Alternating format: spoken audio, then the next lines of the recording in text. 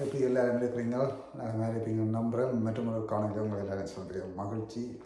இன்றைக்கு வந்து பற்றி பார்க்க போகிறோம்னா, தமிழ்நாட்டில் ஈரோடு நாமக்கல் பகுதியில் கிட்னி திருட்டு நடைபெற்று வருகிறது. படுவேகமாக நடைபெற்று வருவதாக சொல்லப்படுகிறது. அங்கே வந்து பல வார்த்தைகள் கூறி பல வறுமை கோட்டுக்கு கீழே வாழ்கிற மக்கள்கிட்ட ஆசைவாசைகளை கூறி அவர்கள் இந்த அவர்களிடம் வந்து கிட்னியை திருதாக கூறப்படுகிறது. அதுக்கு குறிப்பாக சொல்லப்போனால் இந்த திராவிட கட்சியை சேர்ந்த ஒரு நபர் தான் அந்த வேலையை செய்வதாகவும் அதை தொடர்ந்து அவருக்கு நெருக்கமான இன்னொரு நபரின் உதவியுடன் தான் இந்த திருட்டு வேலை நடந்து வருவதாக கூறப்படுகின்றது. இது வந்து சுகாதாரத்துறையும் ஊரக வளர்ச்சித்துறையும் சேர்ந்து தான் இந்த இதை வந்து கண்டுபிடித்திருக்கிறார்கள். இப்படி இந்த கிட்னி திருட்டு நடைபெறதாகவும் இது வந்து எங்கே நடைபெறுவதென்றால் இந்த ஈரோடு நாமக்கல் பகுதியில் தான் நடந்து வருகிறது. இது வந்து இந்த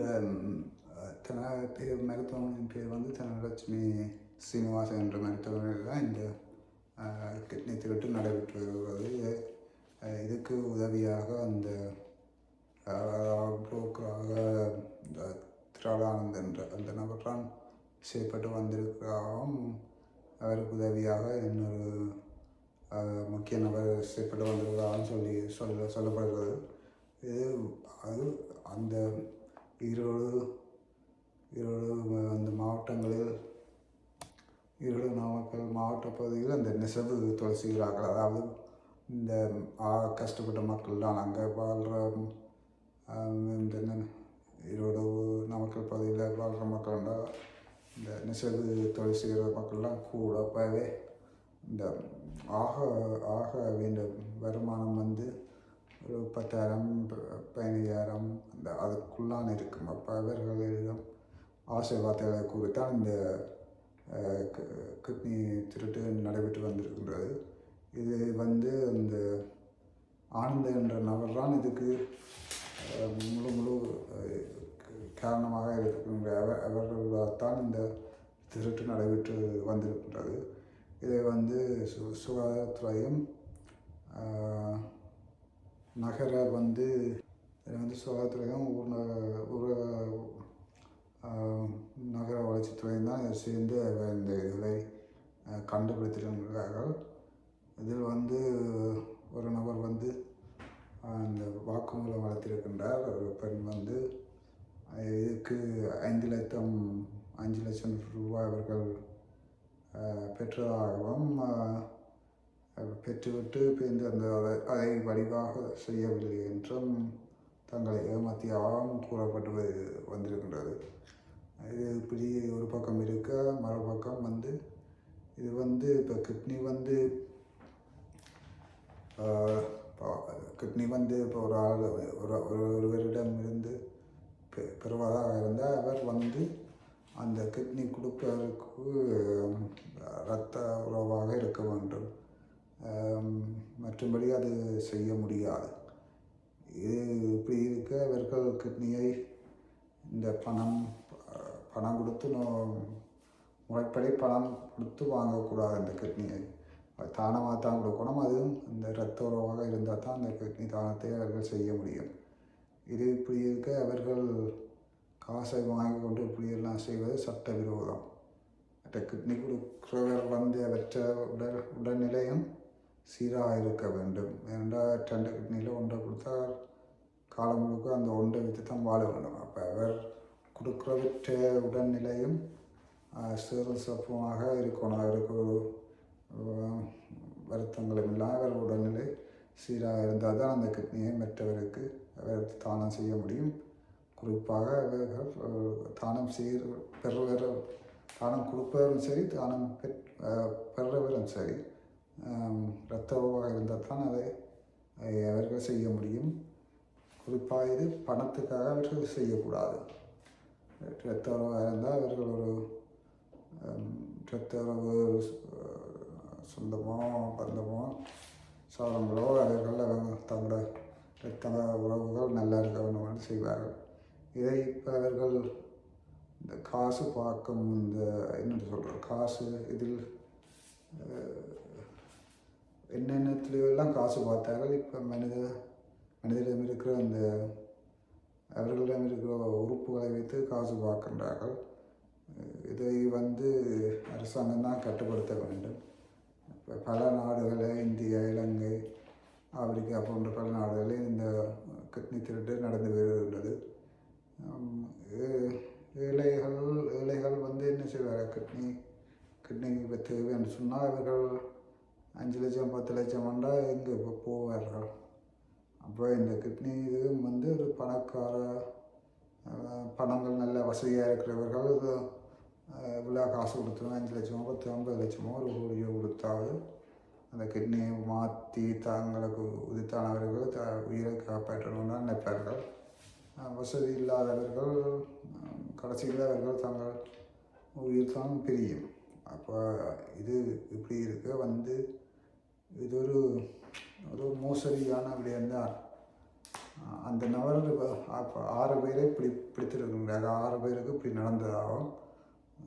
அந்த கிட்னி இதை களவு செய்தவர்கள் கூட அதை நாங்கள் எப்படி கூறுகின்றோம், இந்த களவு செய்தவர்கள் கூட ஒரு மனச்சாட்சி இல்லாமல் மக்களை ஏமாற்றி அவர்களின் உடல் உறுப்புகளை களவு செய்கின்றார்கள். அந்த ஏழைகள் இவ்வளவு கஷ்டத்திலும் இப்போ தங்கள் உடல் உறுப்புகளை விற்க வேண்டிய சூழ்நிலைக்கு வந்து விட்டார்கள். இதை கொண்டு வந்தது யார்? அந்தந்த நாட்டு அரசாங்கங்கள்லாம். அந்தந்த நாட்டு அரசாங்கங்கள் மக்களை சிறப்பாக இதென்றால் மக்கள் இந்த நிலைக்கு போகின்றார்கள். ஒழுங்கான வேலைகள்,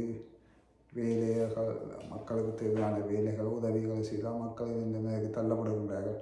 இப்போ ஒவ்வொரு இடங்கள்லையும் இருக்க ஒரு நாட்டு அரசாங்கங்கள்லாம் இதை கையெடுக்க வேணும். இப்படி மக்களை மாற்றி இந்த மக்களிடமிருந்து இந்த கிட்னியை குறைய விலையில் வாங்கி அந்த புரோக்கர்கள் எல்லாம் அந்த குறைய விலையில் வாங்கி அதை பல லட்சம் பல கோடிகளுக்கு விற்று தங்களின் வயறு வளர்க்கின்றார்கள்.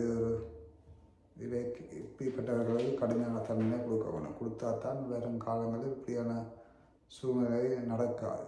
இல்லாவிட்டால் இது தொடர்ந்து நடந்து பண்ணவே இருக்க போகிறது.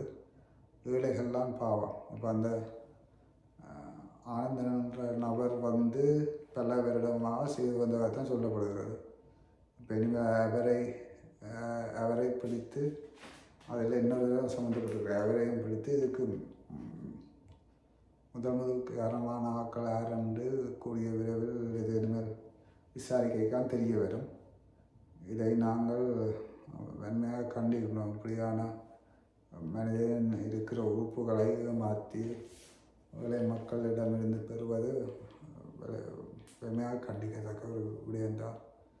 இடைகளுக்கும் ஒன்றும் தெரியாதவர்கள் ஆசை வார்த்தைகளை கூறி அவர்களிடமிருந்து இந்த கிட்னியை ஒரு சொற்ப விலையில் பெற்று பல லட்சம் பல கோடிகளுக்கு தாங்கள் விற்று தங்கள் வேலைகளை வளர்க்குறதுக்காக தான் இப்படி ஒரு செயலை செய்கின்றார்கள். இது கண்டிக்கத்தக்க ஒன்று. இப்படியான விடயங்கள் இனிமேல் நடக்காமல் அரசாங்கம் தான் இதை கண்ணும் கருத்துமாக பார்க்க வேண்டும். வைத்தியசாலைகளில் என்னென்ன நடக்குது, என்னென்ன நடக்குதுன்னு சொல்லி 3 மாதம் ஒரு 6 மாதத்துக்கு அங்கே இருக்கிற சுகாதாரத்துறை அதிகாரிகளை விட்டு பரிசோதிக்க வேண்டும். ஒவ்வொரு ஆஸ்பத்திரிகளிலும் என்னென்ன வைத்தியசாலைகள் நடைபெறுகிறது. அப்போ 3 மாதமோ இல்லை 2 மாதத்துக்கு ஒரு கால அவர்கள் அந்த சுகாதாரத்துறை அதிகாரிகளை வைத்து ரொட்டீன் மாதிரி ஒரு செக்கப் செய்தால் இதுகள் பெரிதாக நடக்கலாம், தடுக்கலாம். இல்லாவிட்டால் வருஷத்தில் ஒரு கால் 2 வருஷத்துக்கு ஒரு கால் மருத்துவமனை போய் சோதித்து செக் பண்ணினா இதெல்லாம் இப்படி வர்றது ரொம்ப கஷ்டமாகத்தான் இருக்கும். அப்போ அரசாங்கம் முன் 2 மாதமோ 3 மாதத்துக்கு ஒருக்கா மருத்துவமனையை செக் பண்ண வேண்டும். அங்கே என்ன நடைபெறுகிறது, வேறு எதுவும் திருட்டு சம்பவங்கள் நடைபெறும். அதாவது மக்களிடமிருந்து கிட்னியை வாங்கி அங்கே வேறு இறக்கம் அதை ட்ரான்ஸ்ஃபர் பண்ணணுமா அப்படின்ற திருட்டு வேலைகள் நடைபெறுகிறதா இல்லையாண்டு அவர்கள் 2 மாதமாக அடிக்கடி விசிட் பண்ணி பரிசோதனை செய்தால் தான் அது தெரிய வரும். இல்லாவிட்டால் அரசாங்கம் தங்களோட வரல இருந்தால் அங்கே வைத்தியசாலைகள் அவர்கள் அந்த புரோக்கர் மேலே வச்சு அவர்கள் அந்த திருட்டு வேலைகளை செய்து அந்த பணத்தை தான் சம்பாதிப்பார்கள். இளைப்பாளை மக்கள்லாம் பாவம்.